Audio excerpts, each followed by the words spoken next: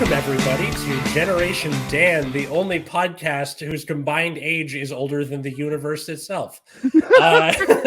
Not only is it Father's Day when we're recording this, not only is it the third episode of the Aspen Chronicles, not only is it our 150th episode of Generation Dan. Today, I am Atlas. I'm your millennial. Who else is with me?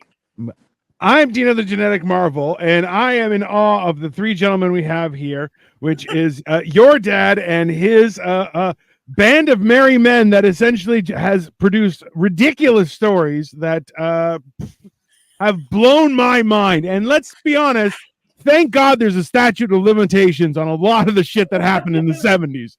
And that's what's going to make everything okay. I feel that's good. Yeah, as Gail said, it was a magic time, right? Right, Mick? I'm so excited. I'm so excited to see Mick. I haven't seen him in a long time. Oh, and for people who are on the listening end of this, who are like, "What? Who's all the voices?" My dad, Roger Novak, Gregg, and Mick, aka the Field Mouse. Correct, Joe. Who? Telluride. You're in Telluride? Oh no. Where are you? Where else could I go? They won't have me anywhere else. That's right. You'll be arrested for sure. Yeah. Oh man. Okay. So where were we? Where were we with the stories last time, Gregg? I believe the last thing was the horses, right? Yeah, it was the horses. Gregg, did you ever find the logo for Sleigh, Carriage, and Rickshaw? I haven't found the logo, but I do have the picture. I've been derelict. Well, the logo's up in the corner on that picture. Oh, okay. Yeah. Then I do have it. That just so Dino and Atlas know, that Mickey named it Pitkin County Sleigh, Carriage, and Rickshaw. And then, of course, he proceeded and was partially instrumental for its demise. Continue. Well, I think we both did a good job on that one. Yeah. I told them about Charlie Taylor, Redbird, Bell and Babe. Yeah. So you did do the breakaway tour. Yeah, I told them all about Redbird's spectacular breakaway with the carriage, behind him. So they have a good idea, of what went on. Well, Gregg said you weren't that concerned with the kids in the carriage. Yeah, that was New Year's Eve at Frank's after the kids were tipped over in the big wagon, and then the horses blew out and went to that field. And as Roger alluded to, I thought you'd be upset about the Babe and Bell mare, but apparently you were more interested in that Fraulein. I mean, that's perfect. That's how you were supposed to act. Oh, and for people confused about this, we have a part 1 and 2 of this series that I'll link in the description if you want to go check those out. Absolutely. I was definitely concerned about the Babe and the Bell. I was chasing them. Oh, okay. No way to catch them. So are you just running on foot through town trying to catch a horse, or what's the deal? Yeah. Yeah. Which is that is terrifying, but you're like, you got to chase it. What are you going to do? Well, it wasn't terrifying. It was just, Jesus Christ, I got to catch these girls. I mean, as I said last time, skitchiest animal alive. Yeah. Oh, that was the bird. Redbird. Redbird. Yeah. Okay, now that Mouse is here, I heard this story many times in my childhood. The time you drove your half-ton pickup through the side of the house. Oh, that was a fine night. I mean, that is a word to describe it. Let's be honest. Tell your side of the story, because Dad would tell it, and I would be like, "What would possess someone to do that? Like, what was the idea there?" I had this uptight date. One of the few times I had a date in Aspen, and she was not impressed with my show at all. Okay, so we were headed back to the doghouse, and I was going, there's no hope with this thing. And so pulling up towards the doghouse. First, I took out the stop sign, flattened the damn thing. Okay.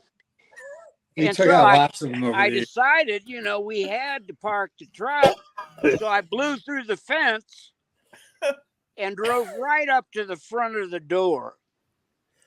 And Gregg was howling with laughter.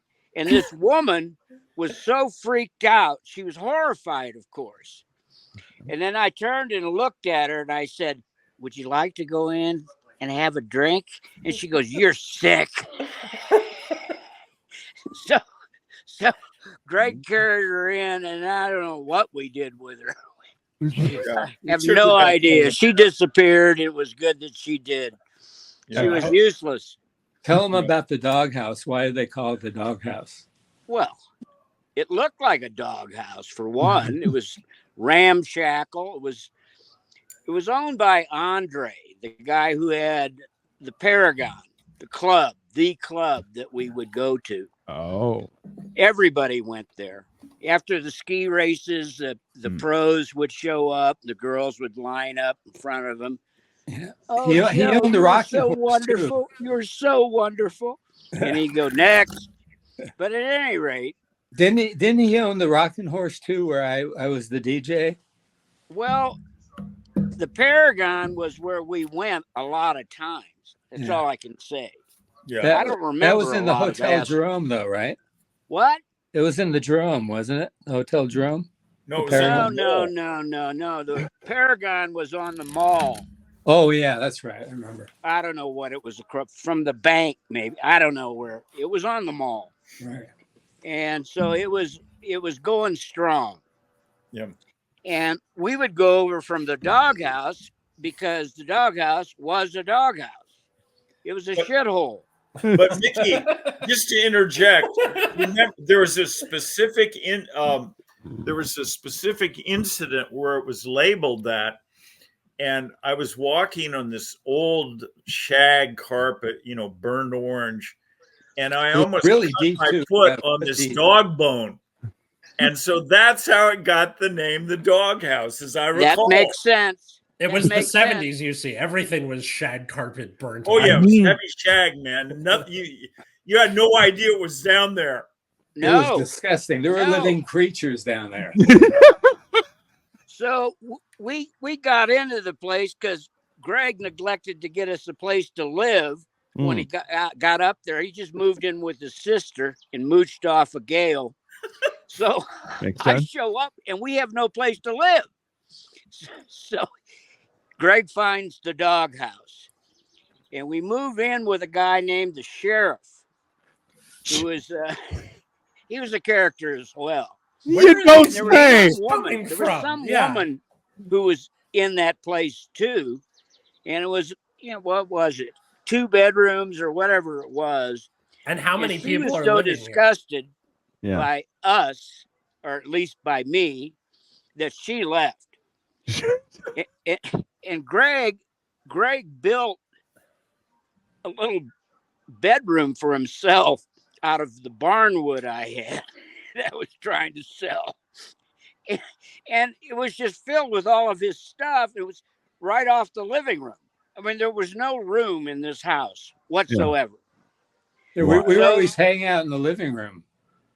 Yeah. Gregg was living in the living room. Yeah. But he built himself a nice little cozy bedroom there. Just in the center, or not center, like in the living room itself? Well, right on the, on the edge of the bedroom. Yeah. It's just a barnwood wall and then his big feet sticking out. Mick, would you like to relate for our audience today the second finest social moment at the doghouse, when your brother and Johnny Bird were trying to make inroads with those Swiss girls, if you remember? Right. Okay, why don't you relate? That was like 5 new people. Okay, continue. Well, somehow these Swiss girls showed up, and my brother was in town with Johnny Bird, and they were selling trees, Christmas trees that we never sold, at the nurse's house, whatever it was called. And so they were down trying to sell trees, and we'd go by with the horses and the carriage or what have you. And my brother would be out in front going, hot trees, get them while they're hot. We never sold one tree. Hot trees, get them while they're hot, because it's July, motherfucker. We're not getting one for Christmas. Yeah. This was Christmas.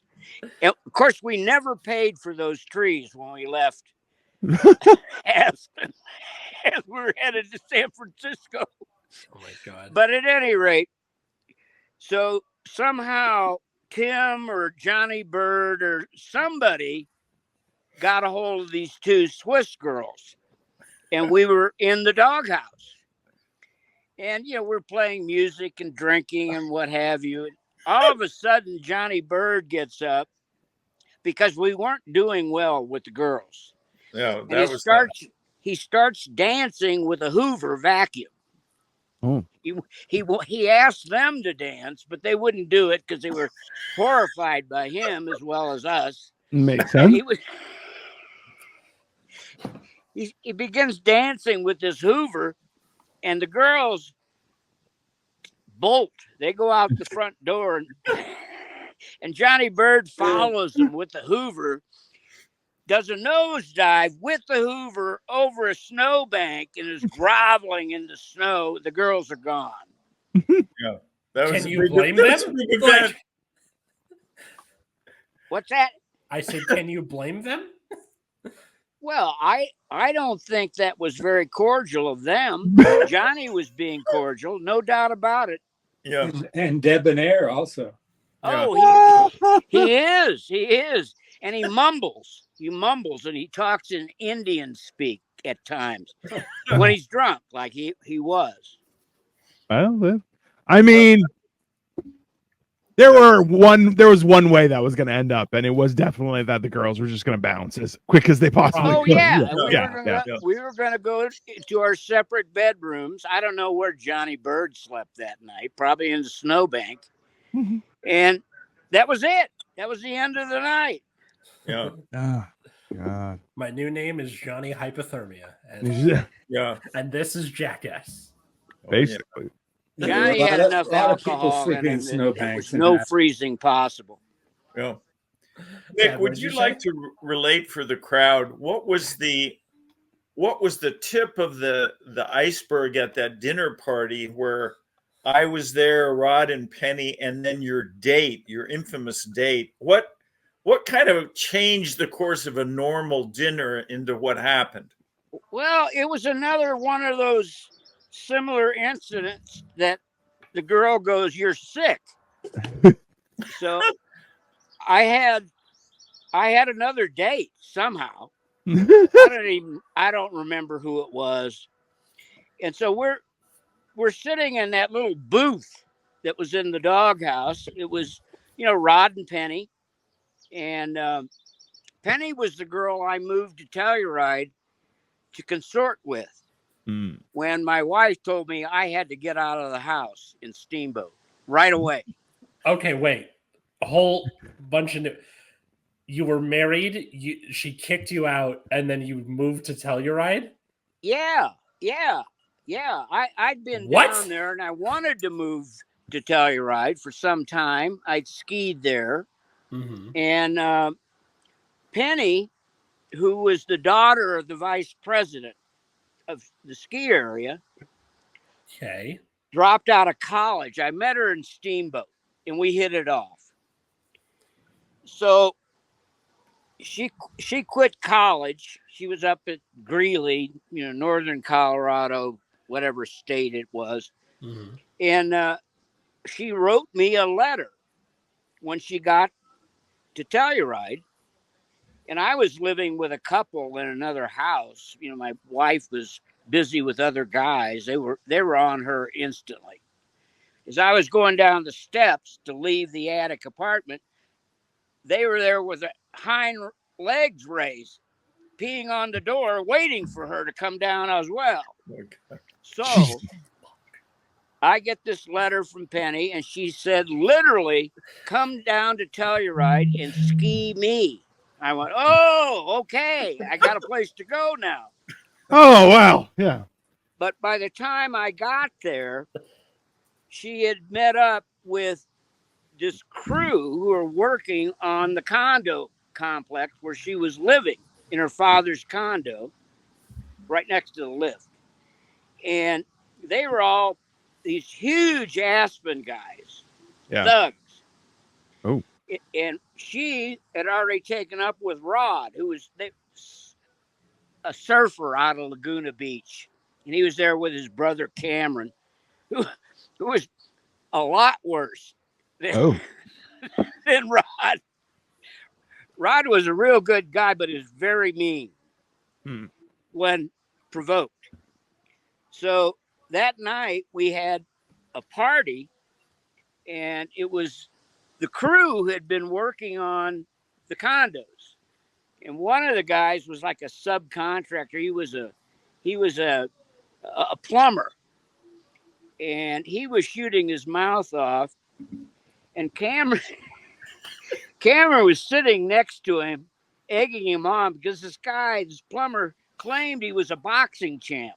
Oh no! And so Cameron says, nicely. You would be no contest for Rod. So the drunken, stupid plumber,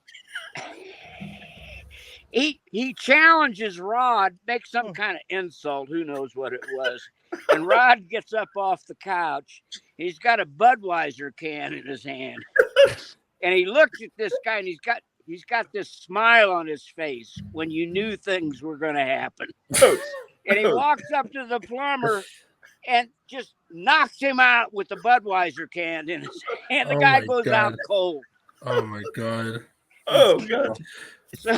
So the plumber and Cameron get into this hot rod the plumber owns, and they're going down valley. He wrecks the car, and he comes back. The next thing we know, we got this plumber with his whole head bandaged. That was the beginning of my night in Telluride. First night in town. God, what a way to start! Jeez, that's I'm gonna like also, this place. Telluride was really wild in those days. They only had the main street paved; everything else was dirt.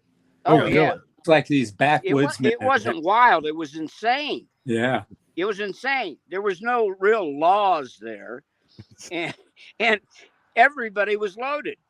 Everybody was loaded. So you're like microdosing anarchist. Sounds awesome. Yeah. Well, it was just the way it was. We were all rejects from ski areas from the 60s, and we were all getting loaded and trying to get laid.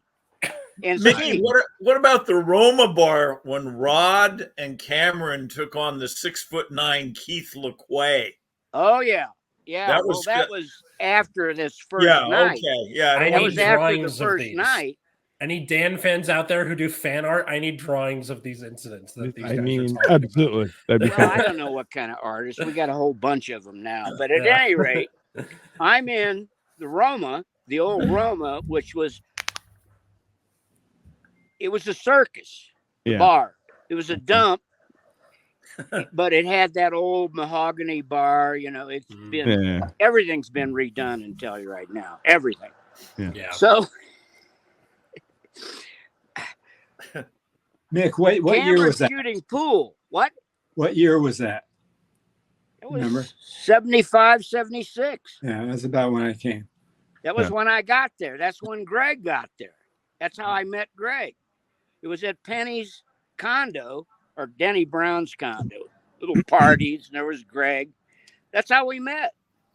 So at the Roma, of course, we're all drinking, and Cameron is shooting pool with a guy named Keith LeQuay. I remember. He was about 300 pounds plus. Yeah. And he was a Hell's Angel. He was at Altamont when that guy got stabbed and killed. Oh. So LeQuay was a former Missouri State shot put champion, and he was the judge over in Norwood. And he was a welder. At any rate, real big guy, tough. Yeah.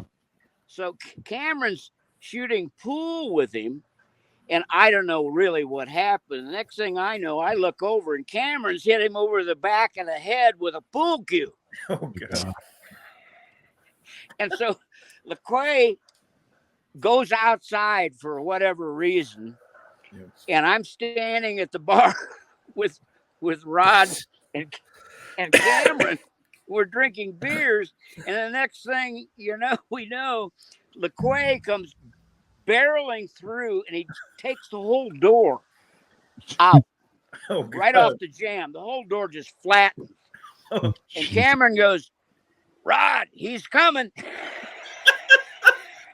So Rod's got a Bud bottle in his hand, turns to just whacks LaQuay right across the head with it. And right behind LaQuay is his wife, another 250-pound woman. Hell's Angel mama.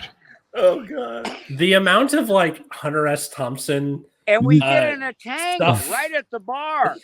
Yeah. And so fists are flying, including Karen LaQuay, the 250-pounder. And I'm right in the middle of it somehow. Well, I was standing there and all of a sudden the convergence. There I was. Fists are flying.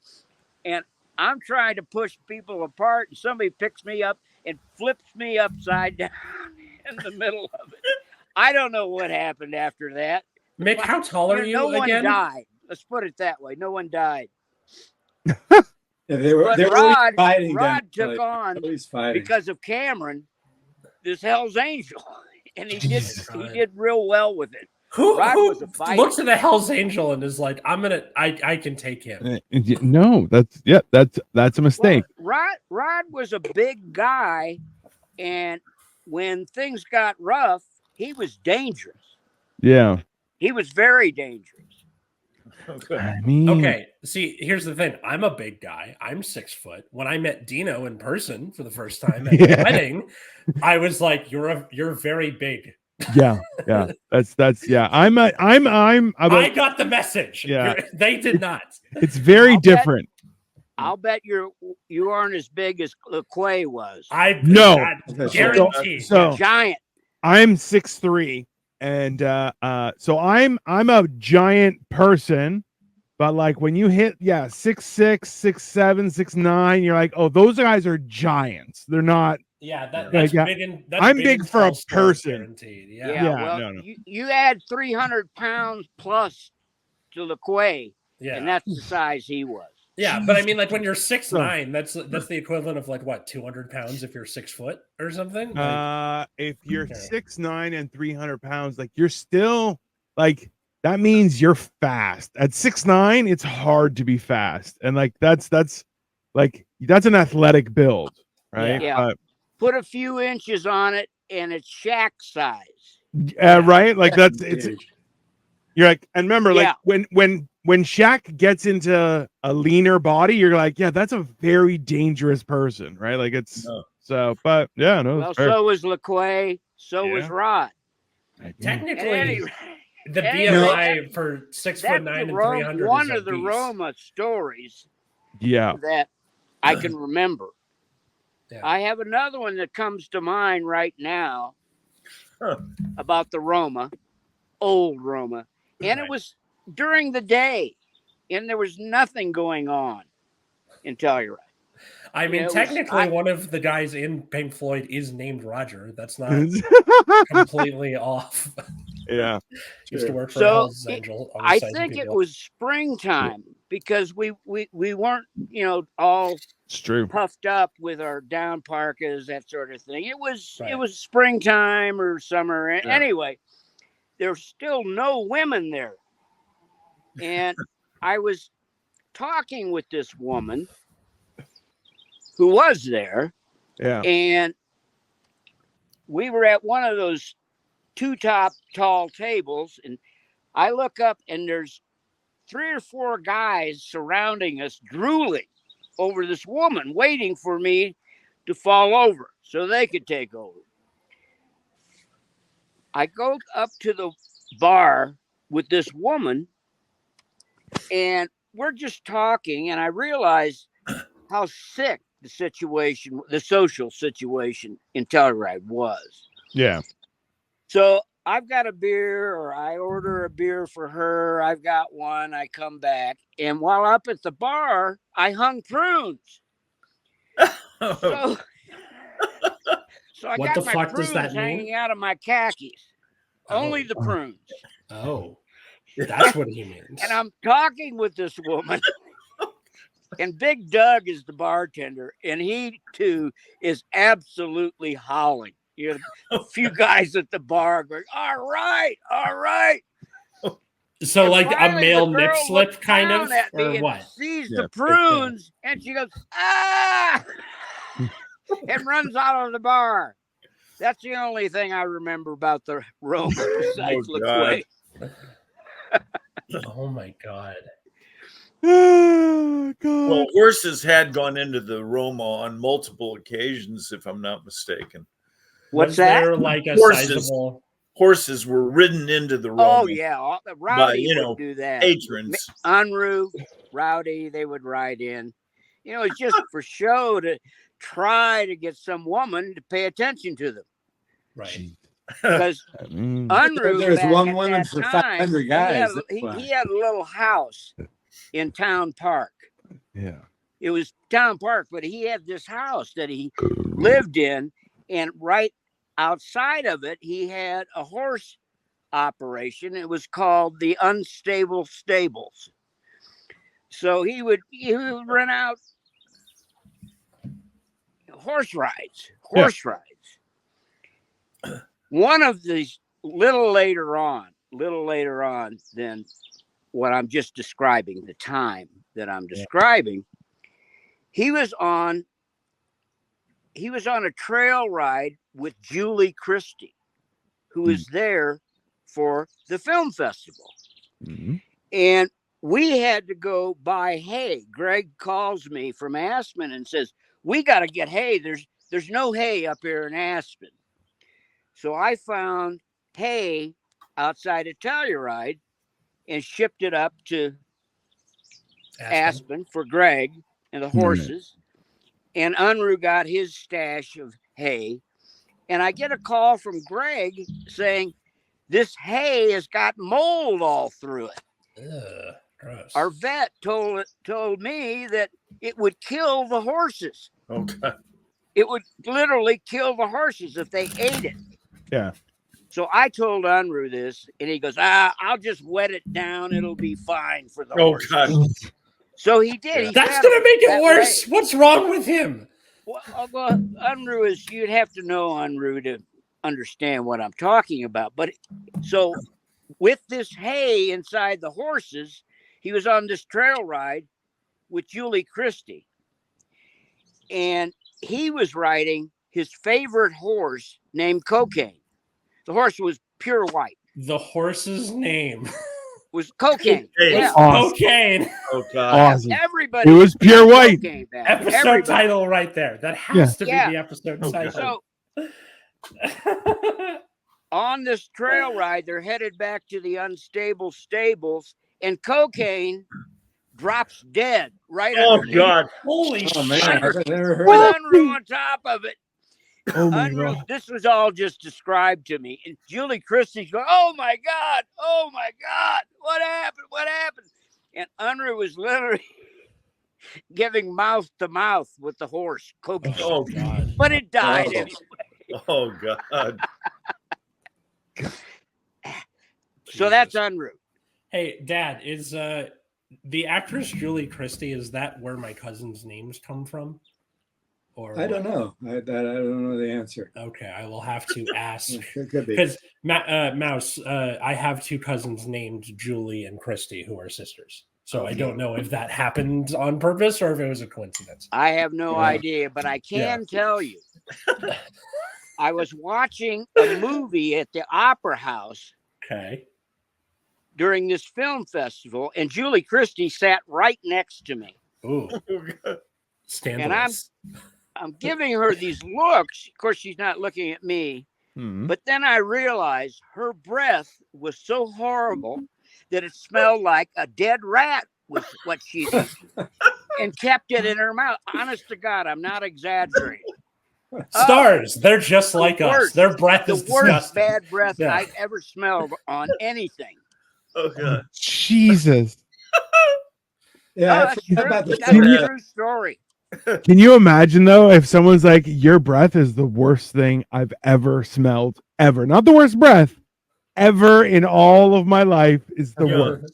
I almost did, but then instead I said, I can't do this. I got up and left. Oh It was god. You didn't say overwhelming. You anything. couldn't watch the movie. Oh, Her, God. her breath stank. That's horrible. So right now, So Katie and I are dog sitting for one of the parents at her school that she teaches at, and he is a little French bulldog, and the amount of farts coming out of this dog, like, Oh yeah. it has What just they're bred mixed for. with the air. It just smells like dog farts in this apartment everywhere. Hey, Greg, It's I have like a my question. parents when they had boxers. I'd be back in St. Louis visiting it. The boxer would be lying there cutting farts. Whole room would be filled with. Hey, What if it's Oh, intentional? God. She wanted people to stay away.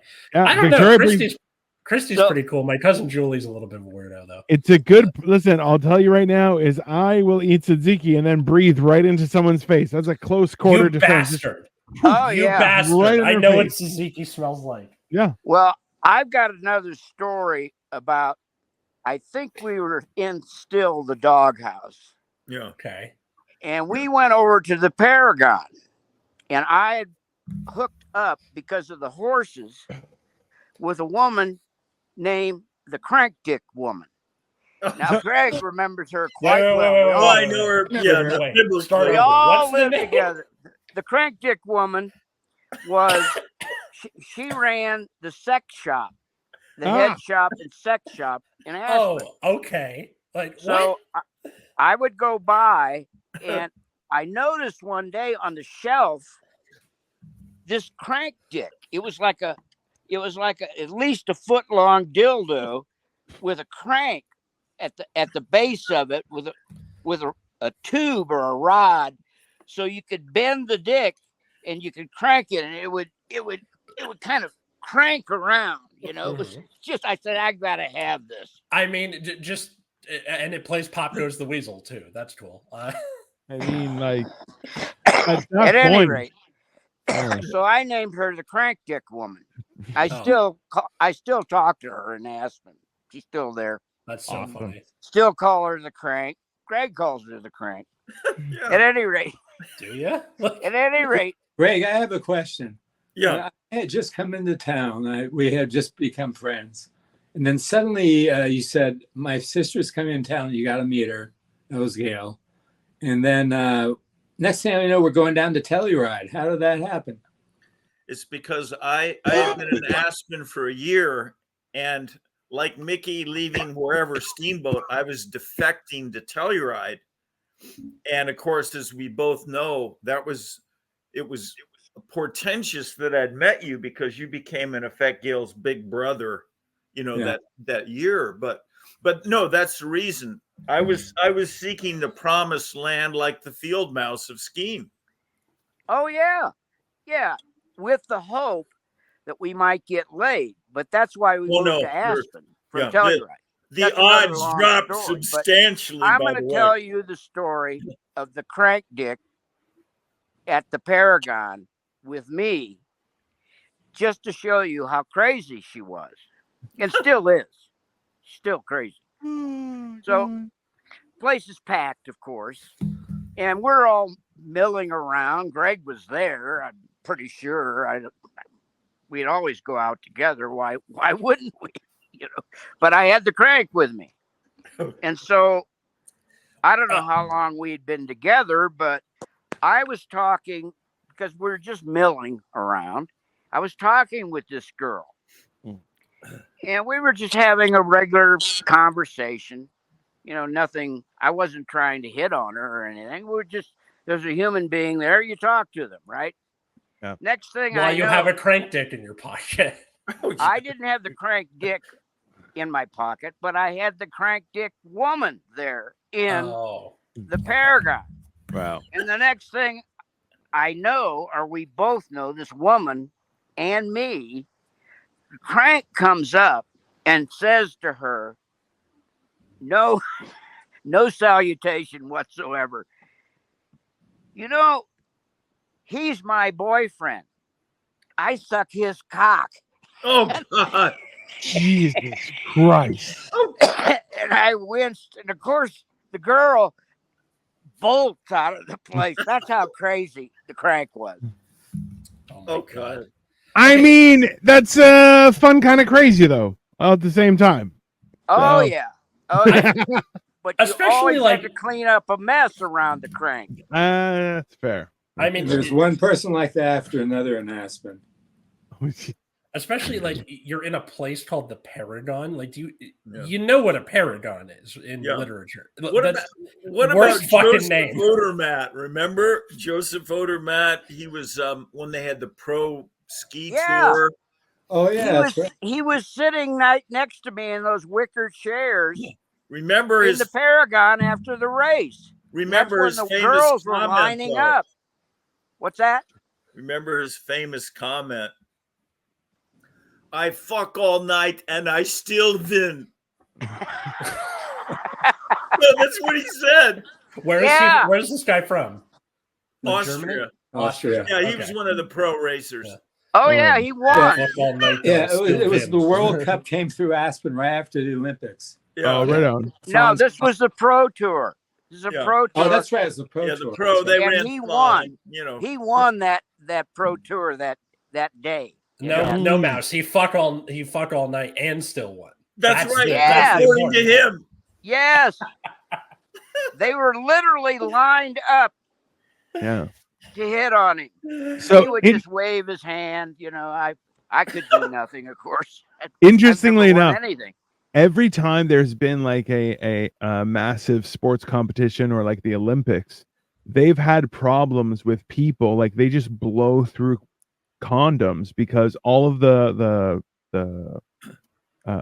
people competing, just after they're done, they're just constantly fucking each other. So it makes sense. That's not a problem unless you Yeah, run out of especially, yeah. condoms. I mean, Just go bareback. I mean, that's how you get. What was the name of your roommate, Dad, that kept getting gonorrhea? Phil McQuay. Phil Levesque. Phil Oh, Levesque. yeah. Phil Levesque, yeah. Levesque. That's Spread all it right. all over Aspen. On my reunion with my wife, she ran off with this guy I brought home in Kansas City on a speed bender. Okay.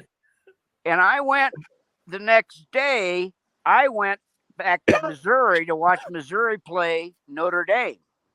And I think it was Joe Theismann playing quarterback for Notre Dame then.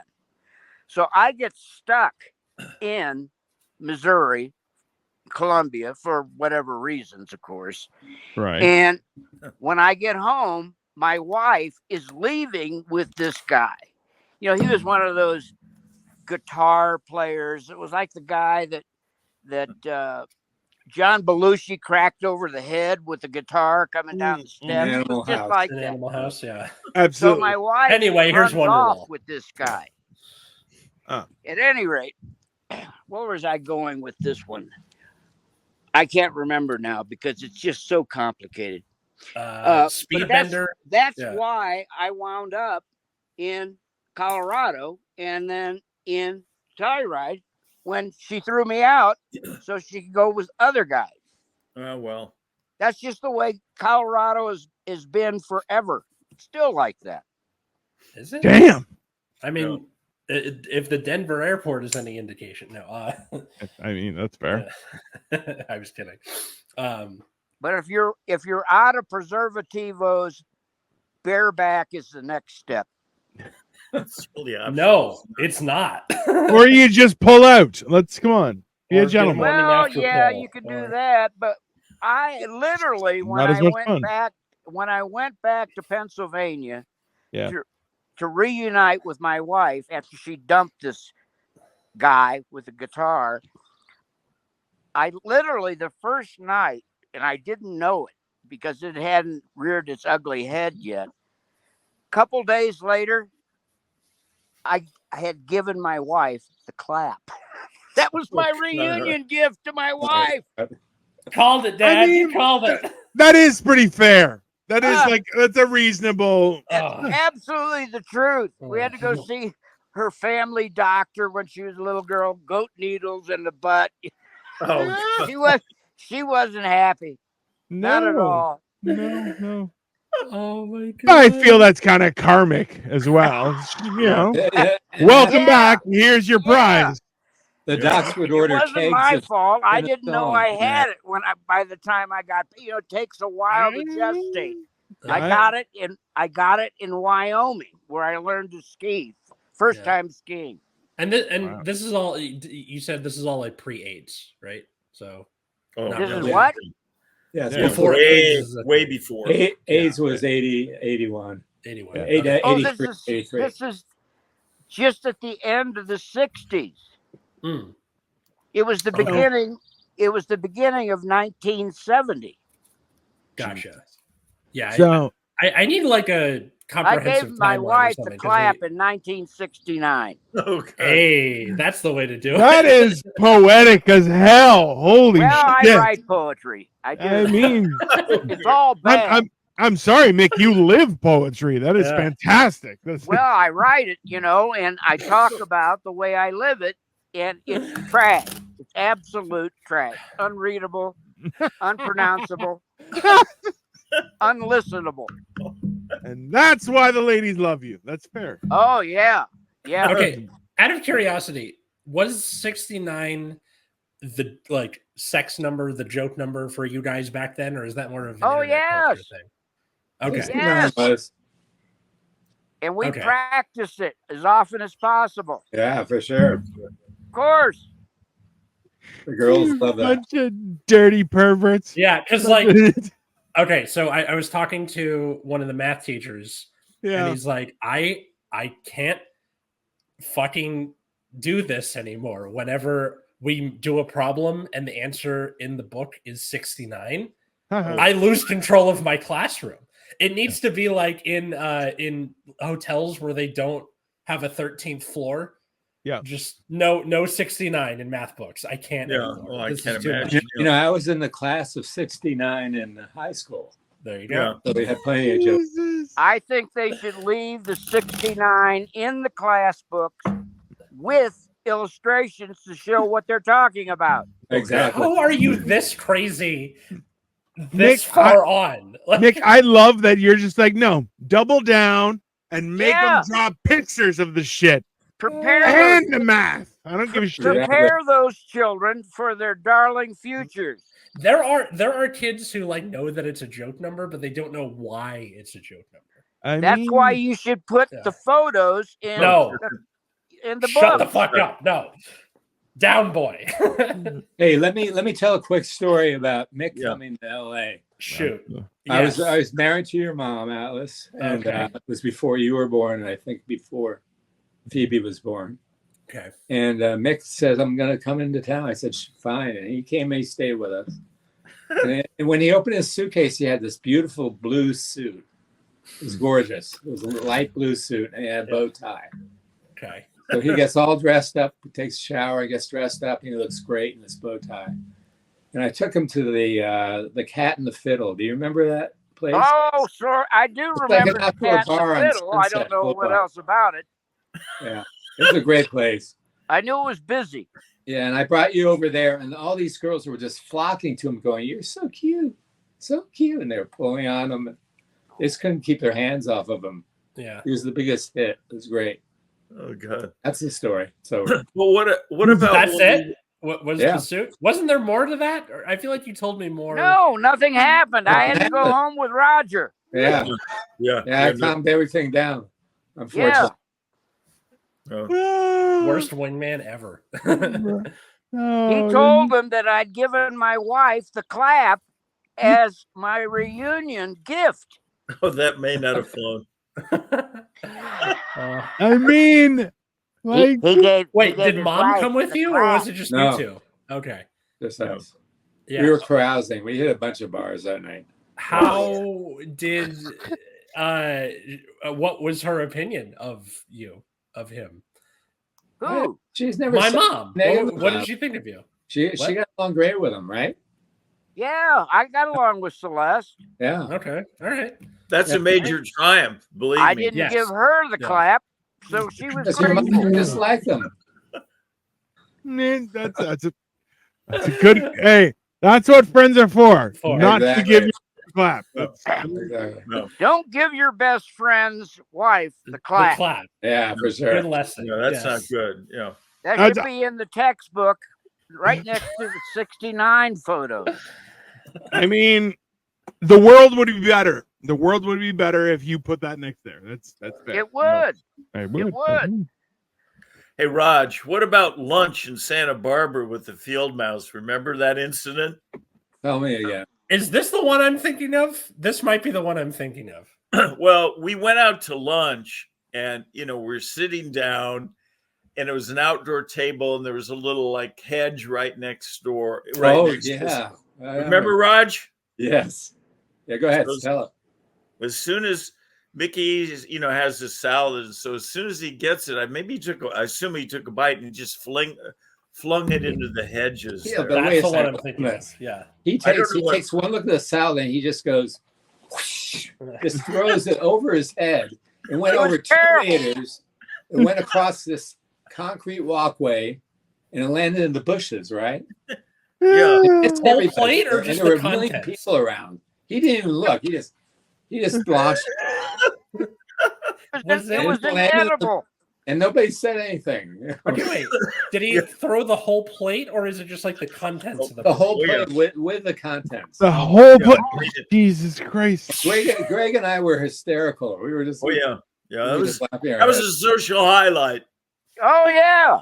Oh, man, I That's- totally forgot about that. Dad, that's the one I'm Incredible thinking of. show. You told me that story before. I Yeah. thought, like, I confused the blue suit and that story because Yeah. I thought he was in the suit. Yeah, The I salad forgot comes where it in. was too. Yeah. It was in Santa Barbara. That's right. Okay, Yeah, yeah. If you wish, I've got a pretty good story.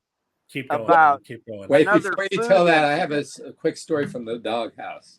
We're all All right. sitting around the living room one day, and all of a sudden,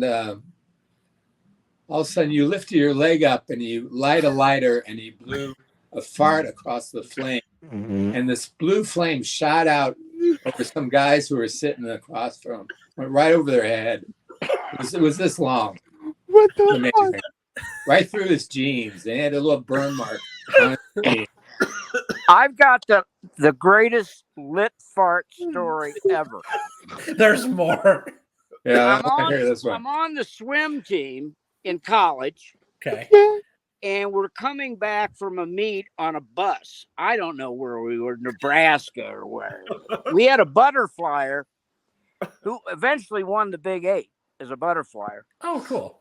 And Mick, by the way, was a diving champion. yeah, right? yeah, I was the guy on the diving board. What did you? What heights did you So do well on? this guy's name was Jerry Massotti. He was from St. Louis. I knew the whole family, the whole bit. Very good swimmer. So we're coming back on the bus, and it was announced, head to head, that Massotti was going to light a fart, and he'd been saving it during the whole weekend when we were competing. Oh, God. So he was loaded. He was really loaded. For 2 days. And I'm so- confused. So we're all leaning out of our seats, including the swim coach, who was a great guy. This one was. Yeah. We're all looking at Massotti, and he's in the back on that bench seat, and he's got his legs spread, and he's wearing corduroys. Ooh. And he lights this thing, and the entire rear of the bus lights up. It was like a Rembrandt painting. I need to hang on. And coming down the cords of his corduroys were little trailer flames from the lit fart. I swear to you. The bus driver great. saw it in the rearview mirror, and he had to pull off the road. It was the greatest lit fart. So he held a fart for 2 days. Oh yeah. How do you And do he that? was a big Italian guy. He was a big guy. You know? So he had plenty of ammo in there. But it was those mean. little flames. It was those little flames coming in all of our faces as we were leaning out of the seats. They got illuminated like a painting. That's what I'm fabulous. thinking. Okay, that makes sense. Oh, Yeah. That's what you mean by Rembrandt's painting. Got it. Okay. Bro. Jerry That's not- Massotti, It's just- Big 8 butterfly champ. Oh, to be a fly on the wall with a camera at that time. Jesus. Oh. Oh, Listen, that would have gone worldwide. It really would have.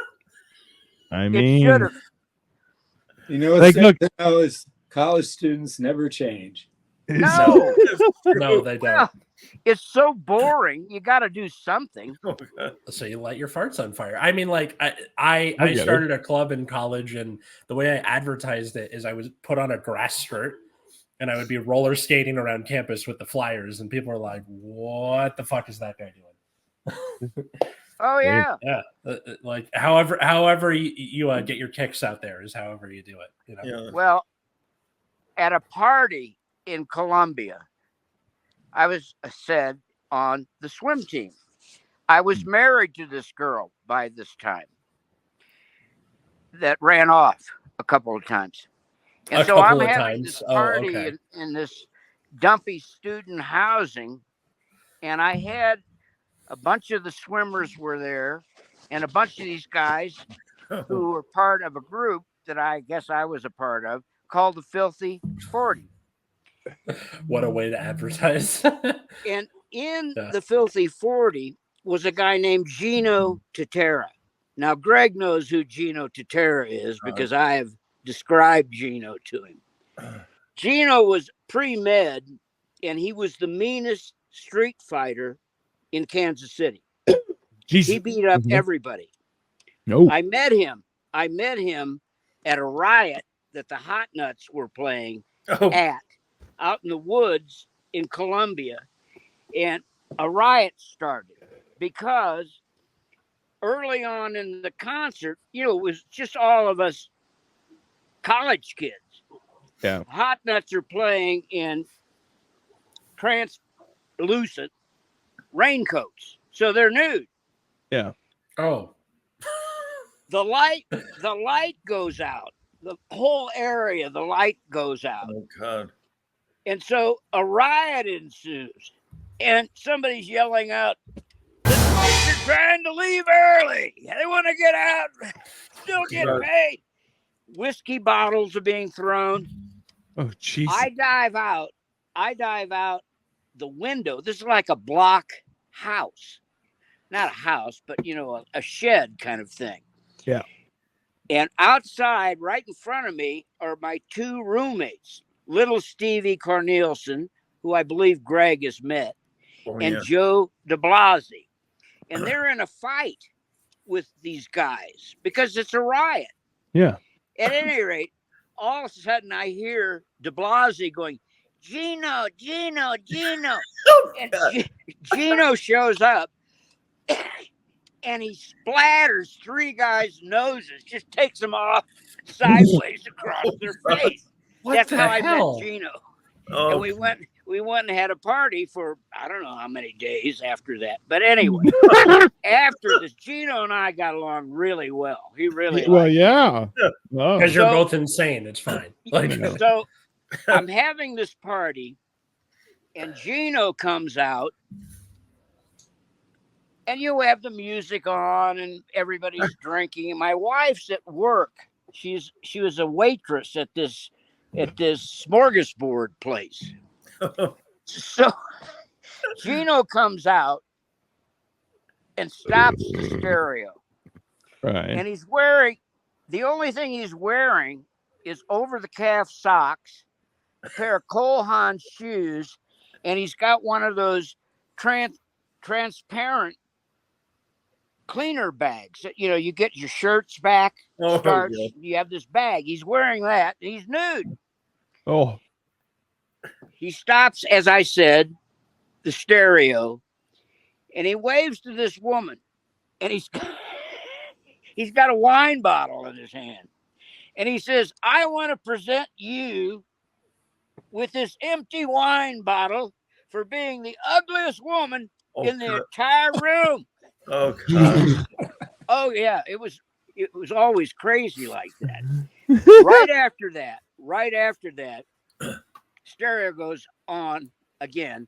And my wife knocks at the door in her little waitress uniform. And one of the guys locks the door so she can't get in. Oh, God. Tom was his name. Yeah, we all knew my wife, you know. And she's beating on the door. Let me in. Let me in. Oh, So Tom opens the door and says, he's nude. And he says, you can't come in, Kathy. We're having a party right now. You'll have to come back later. oh, God. Oh God. And he's just nude answering the door. Come back later. Yeah, come back later. Full frontal. Wow. So he lets her in. And she sees this carnage going on in the living room Okay. and decides to go into the bedroom to get away from all of us. Of course. In our bedroom, on the floor, are 3 swimmers nude, lighting farts on the floor. That Oh, was her God. greeting. Oh, what a greeting. That's tough. I'm imagining that like woman, the fountains at the Bellagio, one after the other. Yeah. She had Boom, lots boom, of problems. Most of Well. it was me. That seems accurate. That seems fair. Yeah. Yes. Yeah. Dad, That what was poor girl. the She's story very you were going to tolerant tell? for a long time. I mean, Which story? You said you had one, and then Beck talked about the guy on the bus. I can't remember. It was right after the salad thing, and then No. before. Okay, never I mind. think I told it already. Okay, No. Can't remember what it was. don't know. What did Gino ever get in any fights like with the Kansas City Chiefs, or that was Fred Urbanus? That was a great story. Wasn't part of the Fred Urbanus knockout punch. Yeah. But he was a street fighter. He was famous. Yeah. yeah. Columbia to go to school, pre-med. He would get in fights with whoever was the tough guy. So Yeah. there were two tough guys in Columbia, street fighters. One of them was named Pat something, and the other was Bobby Lamone. So they hunted one another and had fights, and Gino would win these things. Yeah. Sounds like Roger's old roommate, Bobby Lamone. Yeah, Bobby Lamone. Who's Bobby Lamone? great names. Still live there. Gino wound up on the rugby team that Missouri started back then. Missouri had really good football back then. Yeah. Gregg remembers. Missouri's Oh, yeah. very good football. And Gino would be on the rugby team, and he'd get in fights all the time. He would beat people and break their noses. He was famous or notorious, whatever you want to say. Yeah. But he did graduate from medical school. It's amazing. Oh, yeah. What kind of doctor did he become? I'm a gynecologist. Oh, God. I'm walking down Main Street here. This is, of course, years later. Yeah. And this fat woman who's a realtor, very successful, is making a turn right at the free box. Her house is right up the street. And she goes, Field mouse. Gino, I know Gino, and he says to make sure to say hello to you. Oh, God. So it's not just with you guys. Everybody calls him. And getting treated by Gino Tatera. Unbelievable. So wait, Wild. how did that nickname even come about? Gerald Fitzgerald gave it to me. His name is Gerald Fitzgerald. Okay. Very, very, very crazy guy. Very. Okay. And what? What year is that? I was a freshman. I was a pledge. Okay. Did In he the just Sigma call you Chi that House. because you What were like just a little fraternity dude, were or you? what's the? Yeah, Sigma Well, Chi. everybody would be getting some kind of moniker. I see. Right. Okay. You know, What everybody would fraternity have. were you? What? What fraternity were you? Sigma Chi. Yeah, so was I. I'm Sigma Chi. Yeah, well, it was the place for fraternities in Yeah, ours Columbia. was not, but we had the best fraternity. That was all football players and crazy people. Yeah, that was what Sigma Chi Ed House was Harris, like. the actor, was in it too. Fitzgerald was a Sigma Chi. Brad And- Pitt was a Sigma Chi in Columbia. But anyway, that was years later. So I'm in the hallway. I don't know what I was doing, and Fitz comes up, and he really, for some reason, they liked me. I was already causing problems, and he goes, "You know what you look like?" And I went, "No." He goes, "You look like a fucking field mouse," and I don't know why he decided that's what I looked like, but that was my name. And thus it stuck So Gregg forever. always calls me Fielder Yeah, to this day. yeah, exactly. Field mouse. That's fantastic. Yeah, when Atlas first heard that name, he was so excited about it. Yeah. Because Wanted to find out everything about the field mouse. I think it's because, to me, the idea, okay, usually nicknames are just a shortening of your name. But when it's not that, when it's a particular thing that you did or what you look like or whatever, it's just inherently interesting, right? I have a friend whose nickname is Root Beer, and that has nothing to do with directly his name, but his initials are A and W. Root Beer. So, Yeah. like, just that kind of thing where it's inherently a little like strange, where you're like, how do you get a Yeah. nickname like Field Mouse? Like my favorite that I ever heard in the Sigma Chi House was a guy who got called Limp Bono. Oh, good. Okay. And? Yeah. Hi, my name's Limp Bono. It's good to meet you. Okay, And now that's my pick. okay, and is his real name Fred Durst and or Bono, or what's the like? I had no idea what his real name was. He was Limp Bono. That one's for Dad. That's Yeah. I got it. All right.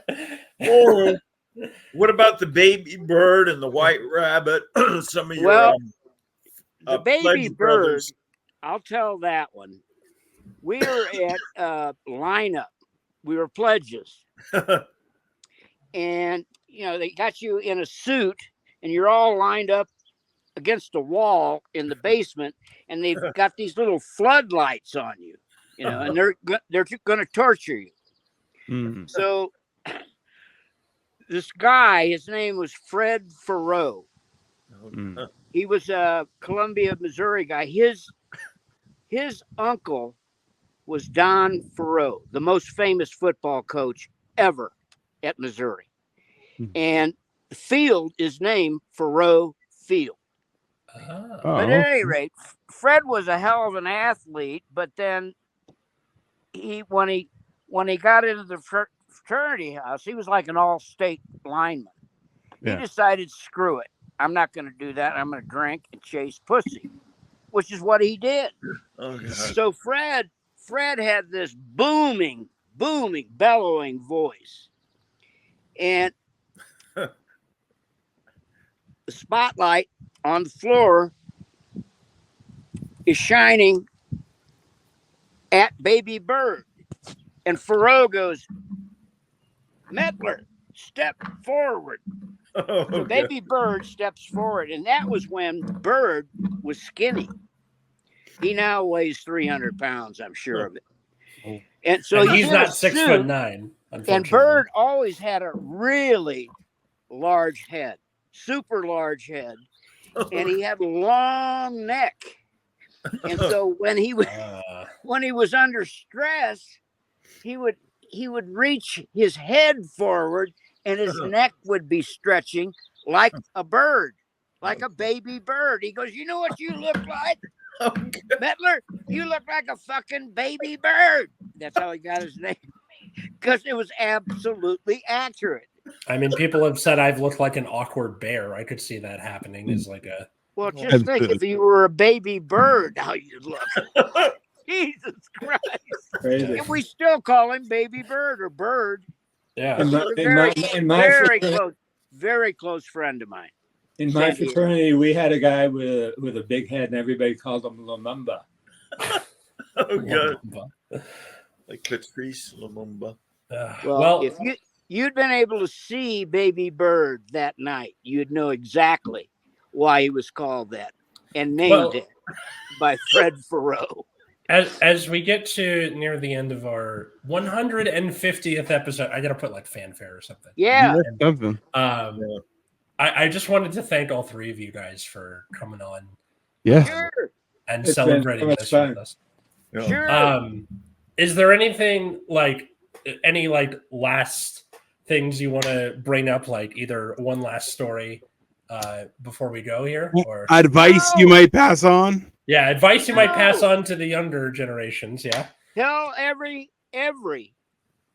kid in the younger generation with money to send it here to me.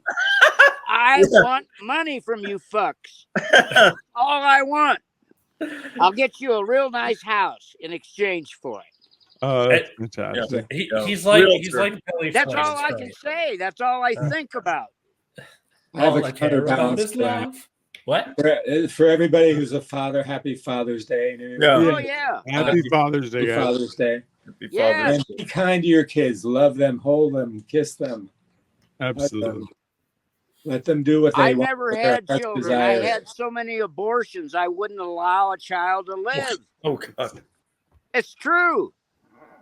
I mean, Wow. hey, I know. it's a man of the day. Yeah. I still wish it had never happened like that. The sex, yes, but the abortions, no. They were terrible, awful. Did he just like congeal in a gutter That's why they somewhere? should How is he hang- this filthy They of a should person? hang those Supreme Court justices. They should hang them. Okay. On that note, thank you everyone for watching. Listen Yeah. to Generation Dan. Thanks do so you- much. I know. That's Field Mouse's opinion, and it's Dan good to shoot moves the into breeze with you politics. guys. Oh God, no, It never. was good to shoot. It was good to see you, Roger, for the Oh, first Mick, time. I love in seeing it. It was who so knows great. long. Yeah. Let's I keep don't in know how touch a little long bit it's been. more. And you Maybe too, we Atlas. can rendezvous.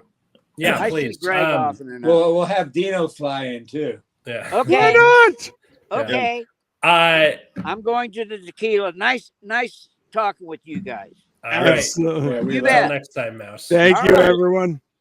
You're Have right. a great evening, everyone. All the All stuff right. is down there to like and comment and all that good stuff. Bye. Okay. Bye.